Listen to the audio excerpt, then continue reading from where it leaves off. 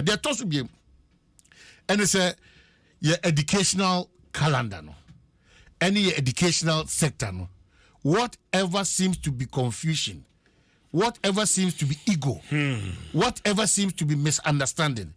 Yes, sir, all parties involved in this matter, especially in Ghana for. Ya tu yenoma JJ ma manache. Personal selfish interest, ego, political power.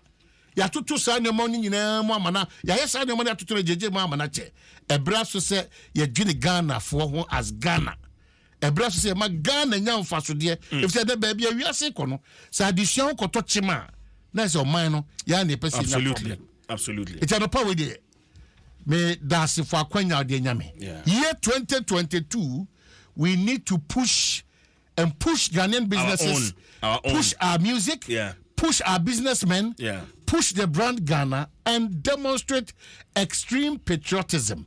And no boa ama yet me do baby I person do asoman. Timi that's it.